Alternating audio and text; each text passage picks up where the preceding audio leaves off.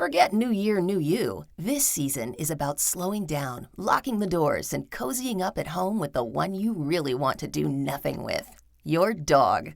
After the holiday chaos, those quiet nights with a blanket, a podcast, and your pup feel like the reset you actually need.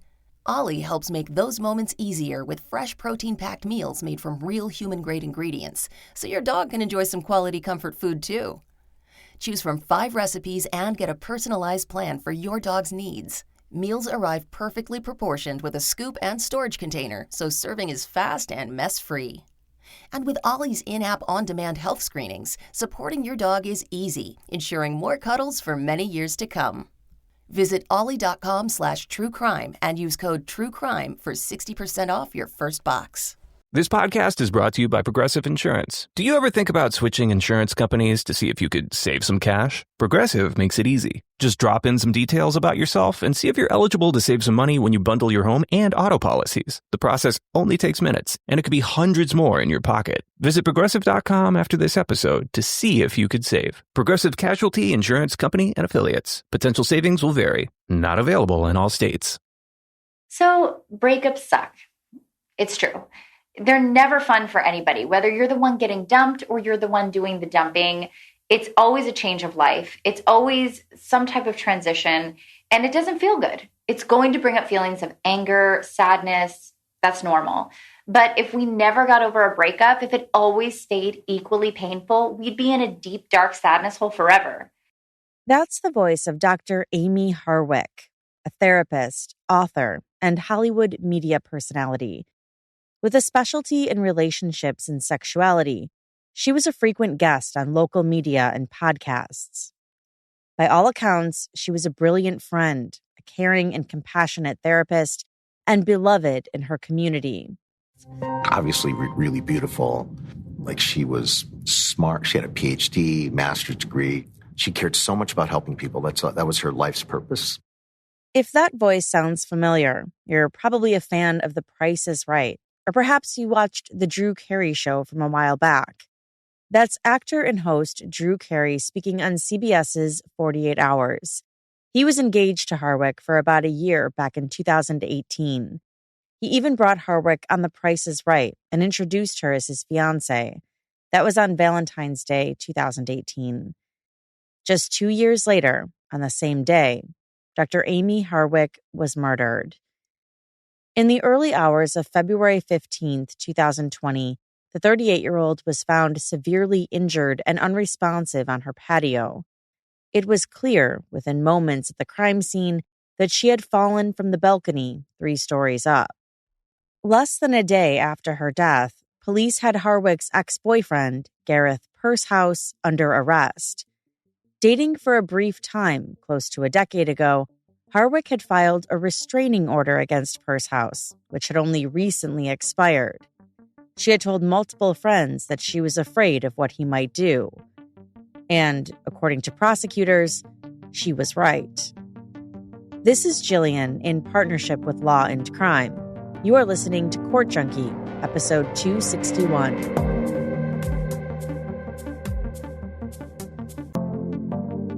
Gareth Purshouse's trial began on August 29, 2023. In his opening statement, County of Los Angeles Deputy District Attorney Victor Avila told the jury that the case was cut and dry. He said there was overwhelming crime scene evidence, as well as testimony from Dr. Amie Harwick's friends, that Pursehouse was her killer. And not only did he kill her, Avila said, but it was premeditated. The evidence in this case is going to show that Dr. Amie Harwick was murdered by defendant Gareth Pursehouse because he was obsessed with him. She rejected his advances. Not only that, she cut off all contact. And to punish her for that, he broke into her house on Valentine's Day.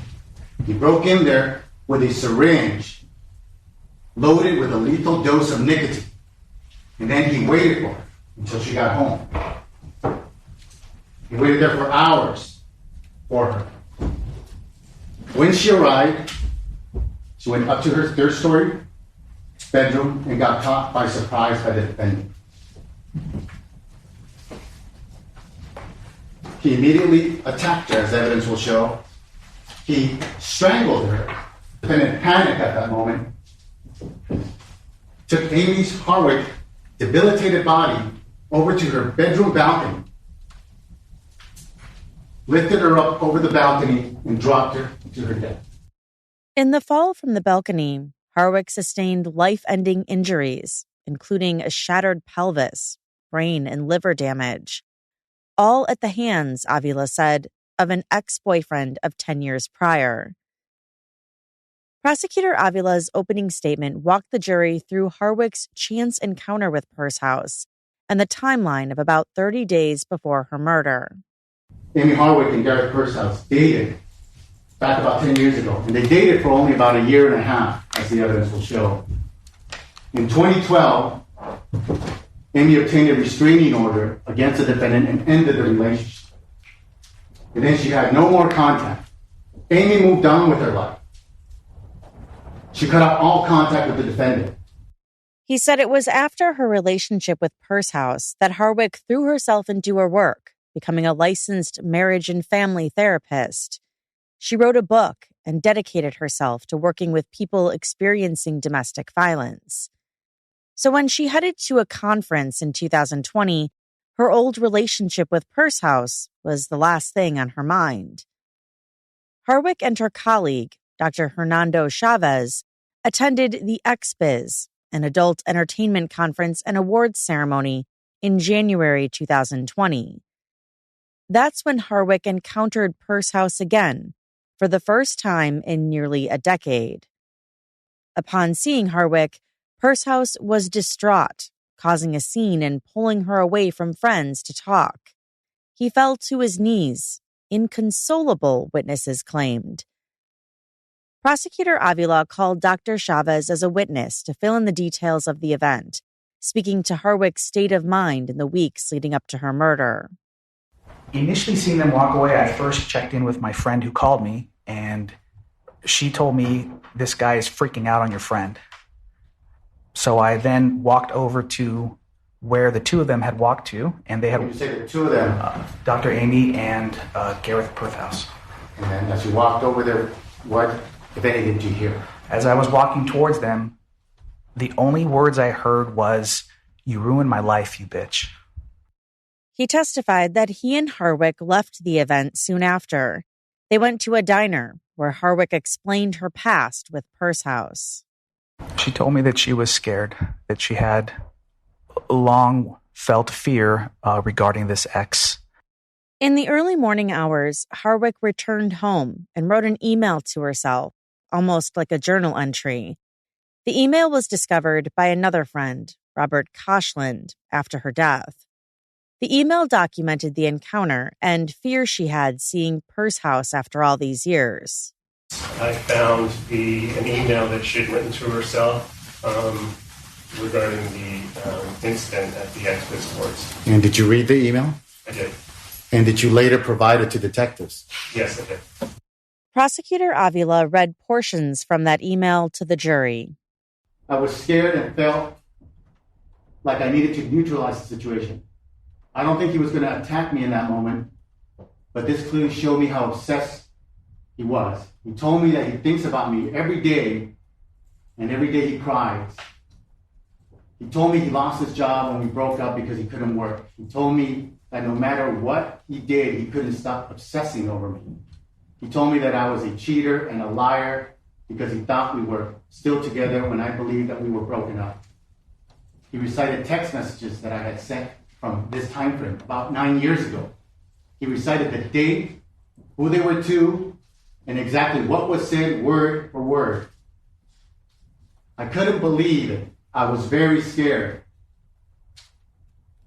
He said he wasn't able to move on, but he's dated, but nobody with me. He said he thinks about me constantly. Pursehouse was obsessed, the prosecution alleged, and fixated on Harwick to the point that she was scared for her safety. On that same day she wrote the email, Pursehouse found Harwick's number and reached out. Once again, Harwick asked for space and that the two remain civil, but not engage with each other. Moments after ending the conversation, Harwick then texted Chavez. Here's Prosecutor Avila again, reading that text exchange to the jury. Gareth found my number online and messaged me. I told him I didn't want to talk and wished him the best, but his response was still obsessive and scary. Handyman comes tomorrow for more locks on my windows and ordered pepper spray. Prosecutor Avila told the jury that in the days leading up to her death, Harwick didn't feel safe. She was taking steps to protect herself, including documenting her interactions with Purse House via email and securing her property with additional locks. She reached out to Koshland, texting the following. I ran into my scariest ex last night of 10 years. He yelled at me in public and then acted really crazy and told me how obsessed with me he was. I tried to de-escalate him. Things he said were very scary. Took safety measures today, but realistically scared for my safety. My anxiety isn't bad now, just realistically thinking something could happen to me. Harwick was so distraught, Koshland testified, that she decided to share her real-time location with him using the iPhone's Find My Phone feature. The two decided to set up a security system and Nest camera in her home. Nest camera footage would prove to be an essential piece of evidence for the prosecution. Between their encounter in January and Harwick's murder in February, Purse House attempted to reach out again, and Harwick blocked his number. On the night of February 14th, Harwick hit the town with a few of her friends to celebrate Valentine's Day. Prosecutor Avila said that evening, Purse House broke into her home while she was out to dinner. Both her and her neighbor's security cameras captured footage of an intruder. 4 separate Ring camera videos from the neighbor captured a person matching Purse House's description tampering with the camera. In the footage presented in court, the person returns twice to the neighbor's cameras on February 14th, pointing them down and obstructing them. According to Prosecutor Avila, Purse House then broke into Harwick's home by breaking a pane of glass on the French doors at the front of her home. The broken glass was so small, even investigators didn't notice the damage initially. However, Harwick's roommate, who lived on the first floor, Michael Herman, heard the glass. You said you heard what sounded like what? What breaking? Like a dish or glass dish like falling to the floor. And where were you when you heard this? I was downstairs. Did it wake you up, or were you already awake when you heard the sound? No, it woke me up. It was that loud? Yeah. Awaking from a deep sleep, Herman thought maybe Harwick had returned from her night out early and broke a plate in the kitchen, or that the cat had knocked a bowl off the counter. He testified that he dozed off not long after hearing the noise. Hours passed until he woke up again. It was during this time, according to the prosecution, that Purse House made his way up to the 3rd floor of Harwick's home and to her bedroom. He waited hours, silently, for her return. Harwick spent her last night alive out with close friends, attending a burlesque show and dinner, which multiple witnesses testified to. When she returned home, she texted her friend, Rebecca Gilad, at 1:01 a.m., asking for photos she took that night. Gilad responded immediately. Between tears, she recalled that text exchange on the stand. Did you get a response from Amie after sending these messages? No. And when was the last time you ever heard from Amie? When she texted me to send the photos. So the text messages that we're viewing is the last communication you ever had with Amie prior to her death? Yes. According to the prosecution, between texting Gilad and receiving the photos, Harwick entered her home and encountered Purse House. Later that night, I heard what I assumed was Amie screaming. Tell the jury, what exactly is it that you heard? It sounded like Amie's voice screaming like blood-curdling screams. Adrenaline pumping, Herman initially thought Harwick had seen a mouse, he testified. The screams were so out of character. When she continued to scream, he yelled up to her on the third floor. From the staircase, he yelled out, "Hey, motherfucker, leave her alone." Herman testified that he knew something was wrong. He said he couldn't find his phone, and so he ran off the property, jumping over the gate between the homes to alert the neighbors and to try to find a way to call 911. Prosecutor Avila showed the jury this ring camera footage and body cam footage from the first officer on the scene. In it, a pajama-clad Herman is frantically knocking on the door next door. It had been just 6 minutes since Harwick had sent her final text.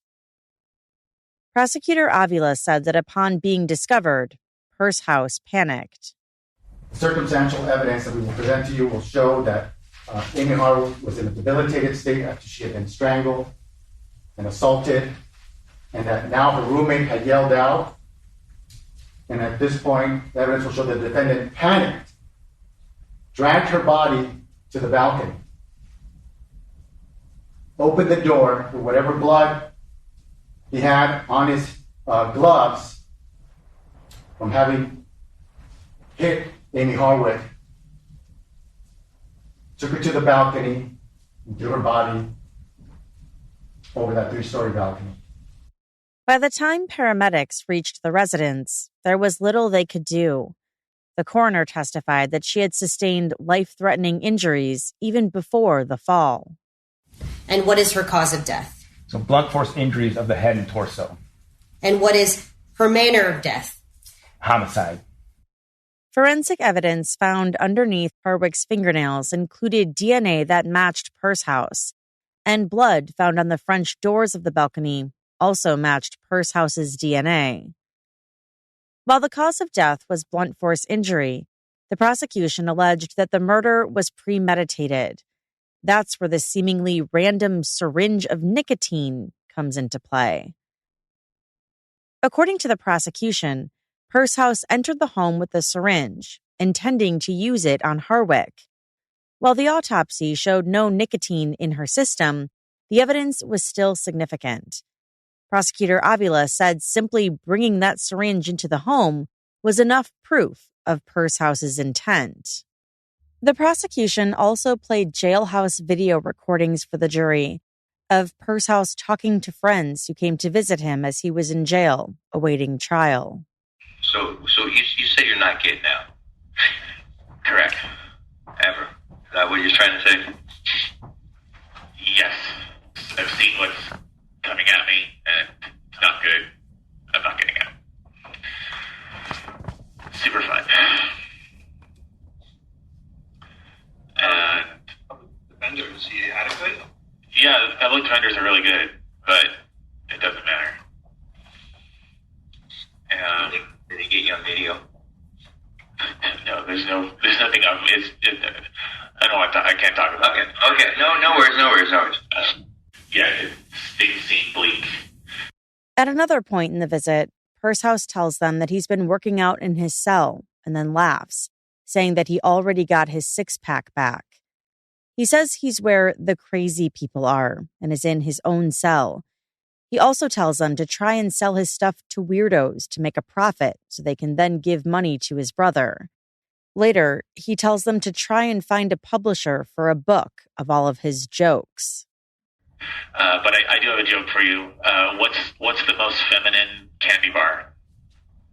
Huh. Hershey's. Well, we see how he's listening. Yeah, you got your sense of humor. You're making the best of it. What is it called if someone likes a girl to pee on him? What's it called if someone likes a girl to urinate on him? Herpes.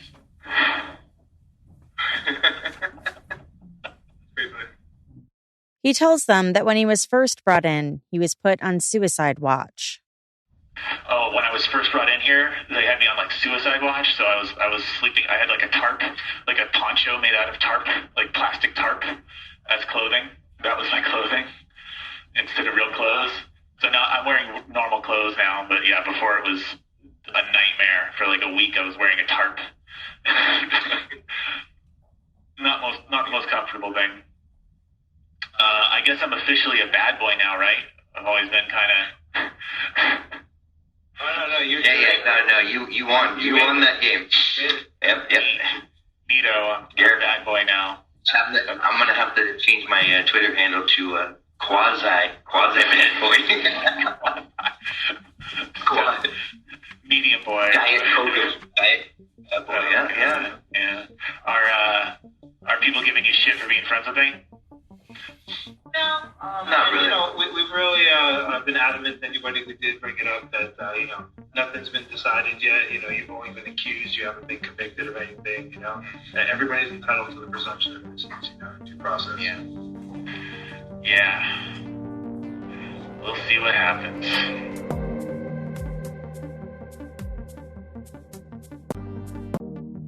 For the defense, intent was also the crux of their argument. Gareth Pursehouse's attorney, Evan Franzel, conceded that Purshouse broke into Dr. Amie Harwick's home on February 14th, but said he had no intentions of harming her. He was only trying to talk to her after she had cut off all contact. Running into her out of the blue on January 16th, 2020, sent him into a deep, debilitating depression that he was not able to overcome. He was begging with her for help. He was begging and pleading with her for a chance to talk to her. The evidence will show that running into her at that event sent him into a thick fog of depression and made him feel that the only way he could get relief from that pain was to go to talk to her.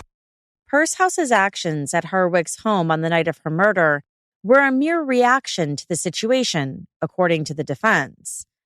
When Purshouse and Harwick broke up in 2010, Purshouse couldn't move on. He entered a deep fog of depression that kept him from working full-time or seeking close connections with others. Encountering Harwick again after so many years at the XBiz Awards only made things worse. Because of the depth of depression that he was in and the state of mind that he was in, the only thing that he felt he could do in that moment to seek any sort of release from this depression was to talk to Amie. But at that point, she had blocked his number, and he said the only way to get into contact with her was to see her in person. He said when Purshouse broke into Harwick's home, he brought a syringe of nicotine with him, but it was for an entirely different reason than what the prosecution had argued. One reasonable inference of him bringing the syringe to her house and inside of her house is that he intended to kill her. Another reasonable inference is that he brought it intending to kill himself. He said if seeing Harwick again didn't pull him out of his deep despair, Purshouse intended to kill himself. But when Harwick arrived home, his admittedly poorly thought-out plan collapsed. She comes home, encounters Mr. Purshouse, screams, waking up Michael Herman, causing him to go to the foot of the stairs. He shouts up at them. Upon hearing him shouting up, a struggle occurs between Miss Harwick and Mr. Purshouse. In a panic, she runs through her bedroom to her balcony, climbs up and over the railing, attempts to lower herself or climb down, and is unsuccessful and falls. He said Harwick obtained the bulk of her injuries in a struggle with Purshouse, not an assault. And then, in an attempt to flee the conflict, she tried to escape by climbing down the balcony. One of the likely scenarios is that she was gripping the balcony railing with either 1 or 2 feet, using the awning to brace her weight, and fell from that position. He said Purshouse did commit a crime by breaking into Harwick's home, but that just his presence set off a chain of events that then led to her death. But the evidence will show that he never intended on killing her. The defense had mentioned expert testimony in their opening statements, but that never came to fruition. The prosecution rested their case on day 10 of the trial. And when court resumed the following morning, the defense rested their case. They chose not to present a defense, and Pursehouse didn't testify.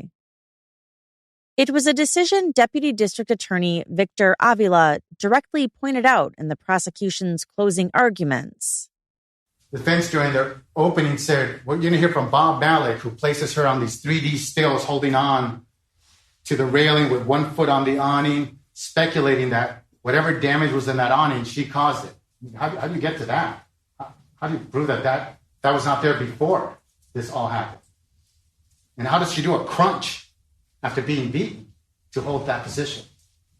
Don't speculate about what Mr. Malik would have testified. He didn't testify. They didn't call him. They said they were going to call him, but they didn't call him. So don't let that distract you from the actual evidence in this case. Prosecutor Avila asked that the jury not be swayed by speculation, only the evidence that actually came into the courtroom. He again went through the events of February 14th. He wants Amie to know who's killing her. He's not wearing a mask. He's not wearing like a ski mask or anything like that. He knows she's going to be able to see who's killing her, and he wants her to know what happens when you reject her. Touching on details like Purshouse's decision to wear gloves the entire time, to his chilling last moments at Harwick's home, Prosecutor Avila painted a picture of a man not colored by depression or sadness, but one bent on revenge. He wanted to kill her. That was his whole intent. Well, let's see. The very first thing he does, Amie's there. You saw the body-worn video. How do you leave a human being in that condition and not try to help? How do you not help her? If you loved her at any point, why not help her then? Why not try to call 911 so the ambulance can come? Because it's not love. It's hate and anger now. In their closing arguments, the defense argued that a chance encounter had brought Pursehouse down an emotional spiral, where the only solution to end his pain was to talk to Harwick. Prosecution has not proven that Gareth Pursehouse went there to kill or harm Amie Harwick. The prosecution has not proven he deliberately caused her to fall over the balcony railing.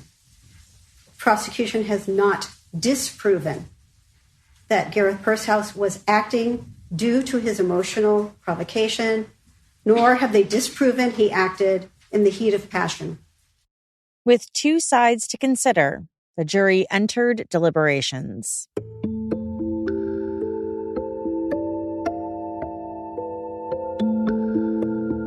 After deliberating for nearly 8 hours, the jury returned with their verdict.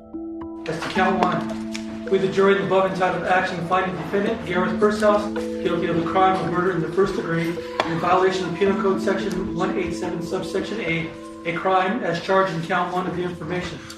As to count two, we, the jury, in the above entitled action, find the defendant, Gareth Pursehouse, guilty of the crime of burglary in the first degree. Harwick's close friends, Grace Stanley and Robert Koshland, made a statement to the press after the verdict. It's never going to feel better. It's never going to feel okay. But today there does seem to be a semblance of justice. There's never closure in situations like this, but at least justice was served today. At his sentencing, multiple family members and friends spoke to the court, talking about how the loss of Dr. Amie Harwick haunted them. Narcissist, spineless, small.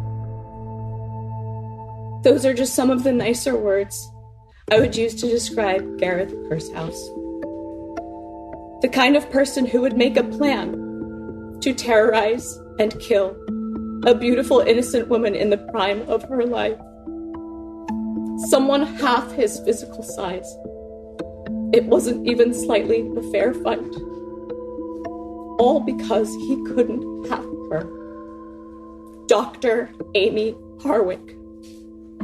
She was every ounce as impressive as she came across. Amie spent years of her life putting herself through school, ultimately obtaining her doctorate. All she wanted to do was help people. especially women. She guided victims of domestic abuse with such care and compassion, all while maintaining perfect professionalism, her clients never knowing just how deeply she understood their struggles. The judge sentenced Gareth Pursehouse to life in prison without parole. And that's all for this episode. As always, I'd love to hear what you think about this case. Let me know by joining the conversation on Instagram at CourtJunkie, by tweeting us at CourtJunkiePod, or by emailing us at podcast@courtjunkie.com. This episode was researched and written by Emma Diehl. Matt Stroud edited. If you'd like to hear these episodes without the ads, hear additional Court Junkie bonus episodes, or get access to our weekly newsletter regarding fascinating court cases, check out our Patreon options at courtjunkie.com/support. And lastly, I will be taking a holiday break. This is the last episode of the year, and I will be back in mid-January. I hope all of you have a wonderful holiday and Happy New Year. Thanks again for listening. Until next time.